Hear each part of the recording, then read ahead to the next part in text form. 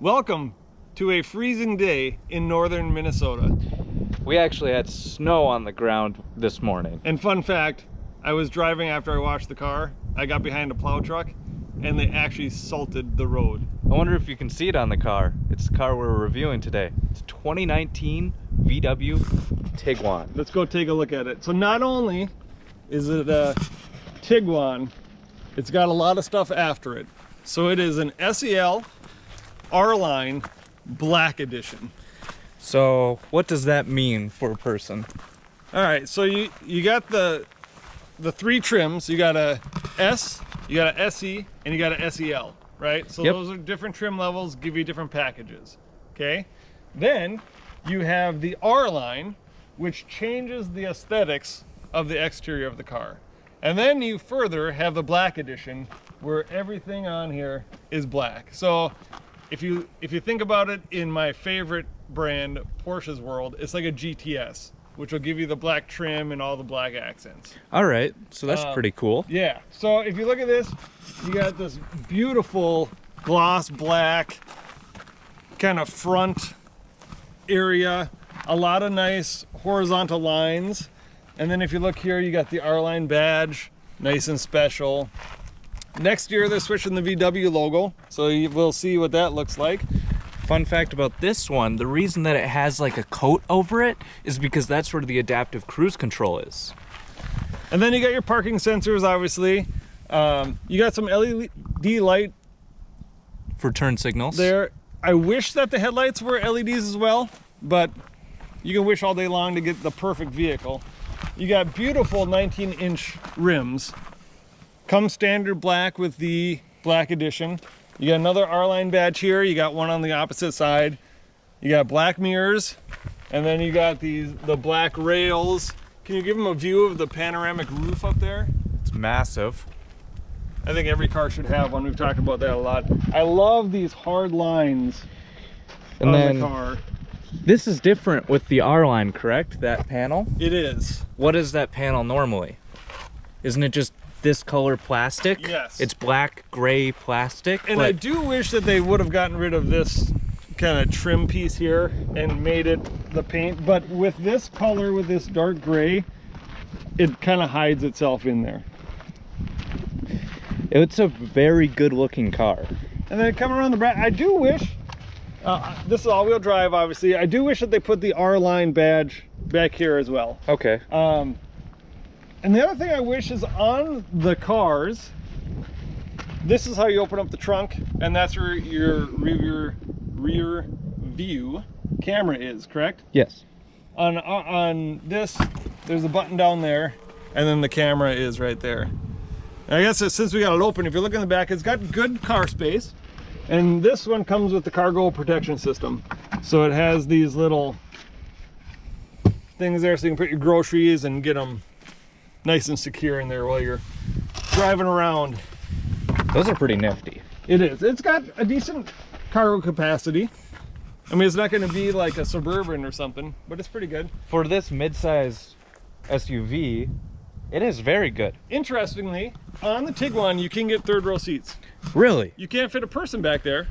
You could fit, you know what it'd be for? It'd be for grandparents hauling around like their kids who have kids, little kids, sitting in the back. You kind of got to be real small to get back. Well, let's imagine this in the back seat.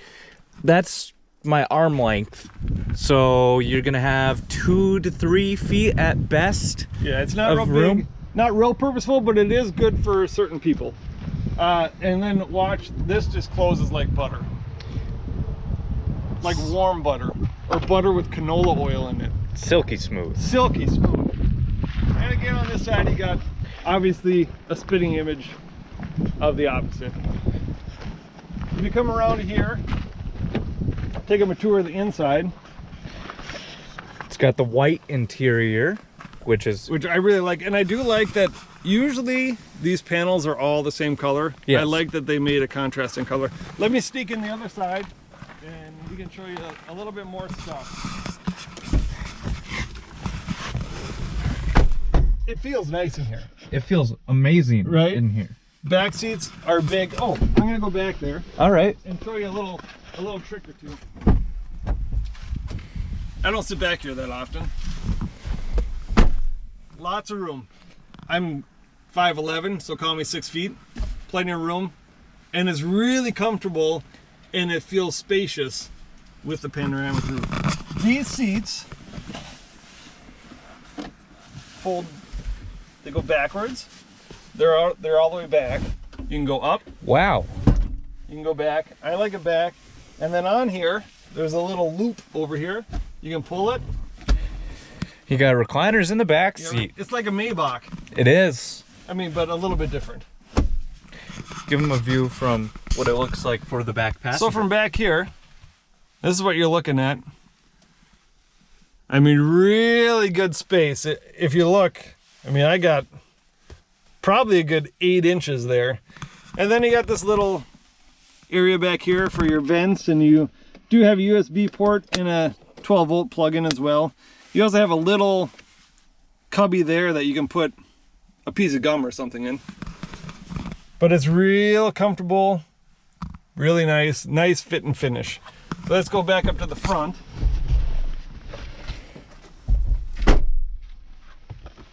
And it comes with the nice mats down there, which work really good. They're really nice for the winters in Minnesota so you don't get salt on the carpet. Absolutely. So if you look at this, the dash, all digital. That's nice. So let's start it up, show them what it looks like on there. Gives you the temperature. There it is. And then you got your normal screen. I believe that's an 8-inch screen. If you guys want more details on it, we would love to do a whole video just on the Volkswagen infotainment center.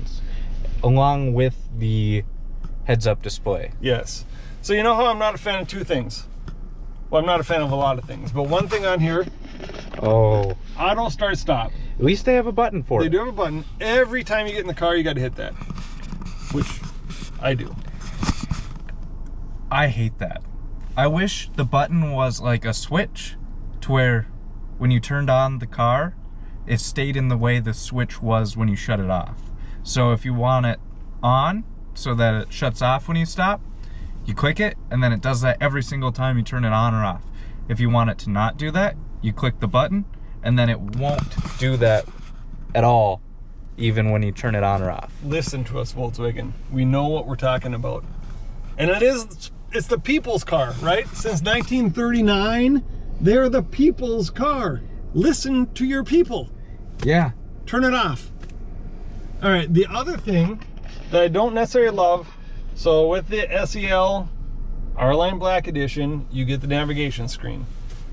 So I never use it from this screen. So you can pull it up here. You can look at the map there. So the map is here currently, but if you don't want the map there and you want to slide it over here, you have to go back here and you have to click the map button, and then it shows up in the middle. Which I like it over there. So the only time I've ever liked a navigation system built in is right now, because you can play with it over there. It's pretty cool. They did add this app button here now. Before, to get to it, you had to click the menu button, and then it would be the center. It was the app connect button that you had to click to get to the application screen. So they made it easier just to get to your app connect. So down here is where you plug in your phone. You got 2 USB ports, an aux port, and then another 12-volt. And you see you got heated seats. You don't get ventilated seats. You have to get the SEL Premium Edition to get ventilated, and you have to get it with the option of leather seats. But I do feel that these wear a lot better than traditional leather. Yeah. And then you got your normal heating and cooling controls. You can sync it together. The other thing, one more thing I don't like. This button here, turn it up, turn it down, your power button. As you see, the power button doesn't stay vertical, which is just something that kills me. But those, and you still can't get it quite up and down. I think they fixed it on this one. I'm not quite sure. I guess that's pretty close up and down. And then you got your familiar steering wheel. You got adaptive cruise control, which is really nice. And then you have your volume buttons when you're listening to the radio or your Spotify account or whatever. This flips tracks. Then you got voice talk. This will switch menus over here. But like I said, I like the navigation system up there because that's fun.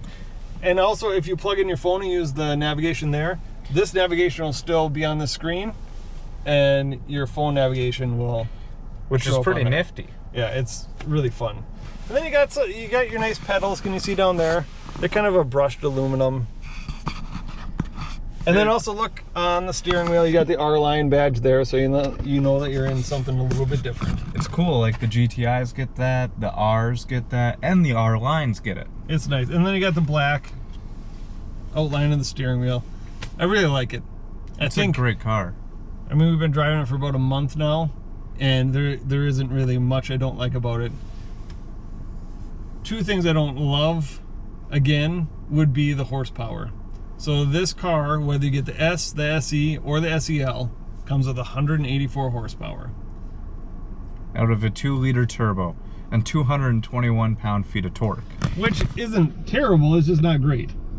I wish, especially if you're getting an R-Line, if you're getting something special, when you have to say phrases after the name of the car that you got, you would hope that it would be different. It's not underpowered, it's got plenty of pep, but it just could use more, especially when you get the R-Line edition. Right, you would just think that you would assume that it comes with a better package, so it really is all aesthetics. What I would love to see is that they took the R32 engine and stuffed it in here with the R-Line edition. That would be pretty cool. That would be really cool, but then you get into the price.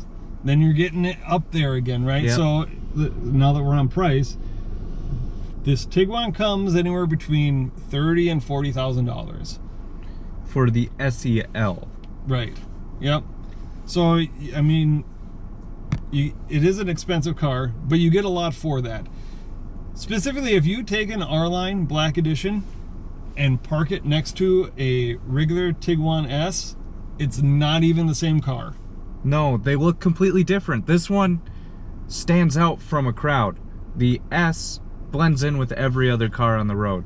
And this doesn't stand out like flashy or anything, it just looks good. I do wish that they would have been like Porsche. Every model gets you 30 to 40 horsepower gain and a couple other tricks on the inside. I think the 30 to 40 horsepower gain might be a little unnecessary for a car like this, but it would be nice to see some improvement. Maybe the base model gets the 1.8 turbo, and then the next one gets the 2.0, and then the R-Lines get the 3.2, and then the SEL Premium gets the 3.4. And that's how most cars are traditionally marketed. Yeah. Right? They keep on going up. But, I mean, we can talk about horsepower forever. Obviously, we always want more. Yes.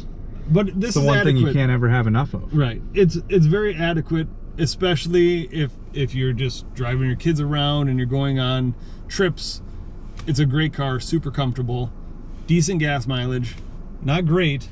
One other thing I like about the R-Line edition, let's look at the stitching. Do you see the stitching in the steering wheel? How it's the cross stitch. The cross stitch, and it's white, and it matches the interior of the car.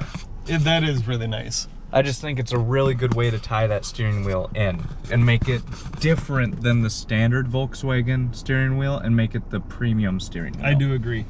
I do like how the fuel gauge and the temperature gauge for the engine is located, or not located, but how it looks. So you got these little bars that tell you your levels, and I just think that's a cool little touch. I think it's intriguing because you don't know exactly how much fuel you have. Like a traditional gauge will go up and down with the fuel amount in your car, but that will not. It will go in a bar. So how do you know actually that you're getting really, really low? If you have 1 bar, obviously you're low, but are you almost out of the 1 bar, or are you at the top of the 1 bar? Right. The good news story on that whole thing is that once it gets to 1 bar, it tells you got 40 miles left. Okay. So that's a good thing. Yeah, that is a good thing. That happened to us recently. And then if you look down here, this is where your driving modes are. So you have snow, which changes it on there, which you know that we're fans of. you got your normal. Turn it again, you got your off-road. And then turn it again, you got a custom. So we like generally riding a normal, and then if you click it, it will switch between the eco, normal, sport, and custom also in that specific mode you're in. So that's kind of cool. And then obviously if you click down past drive, you go into sport mode, which I like. I do feel like the transmission gets a little confused. If let's say you're coming up to a stop sign and you don't fully stop, it's like that dual clutch doesn't quite know where it's at, and it gives you a little jerk. But besides that, I think it's a super well sorted vehicle. What do you think? We want to take them for a little ride? Yeah. All right. So here we are driving down the road. It's comfy. If you like Volkswagens and you have been in a newer generation, any Volkswagen, it doesn't matter what it is. It could be the Arterion, it could be the Golf. Yeah, the Alltrack that we had. You name it. The Passat, Jetta, Touareg. I mean, not a Touareg. Atlas. Yeah, it feels comfortable and familiar. It helps that they're all built pretty much on the same platform. And some people aren't going to like that, right? Because they want each model to be different and special. But this is what it is. It can't tow anything. It can tow 1,500 pounds. So, like, I can tow a toothbrush. But you can tow me. I could tow you. You're not going to tow anything with this. It's a commuter SUV is what it is. It's not a utility SUV. No, it's something that if you want to be higher off the ground, get good gas mileage still. Decent gas mileage. Decent. And enjoy it and have a car that looks nice, this is what you're going to get. If you want to tow, buy a Porsche Cayenne GTS. Tows very well. You like plugging that thing, don't you? I do like it. I mean, at some point, I hope that video like gets a billion views. Yeah. How does it feel to drive, though? Is it drive like a oversized SUV or drive like a car? I would say it's like, it is literally right in the middle. Okay. It's not going to be like a GTI, and it's not quite like our GTS, right? Yeah. But it doesn't have a lot of body roll, so let's go. That would have been a good corner. I was busy yapping. Yeah. So just go around this corner. Like, we're going at a good clip. It doesn't really have any body roll. It feels like a Golf, but not like a GTI. A little less planted. Yes. But it's really good for what it is.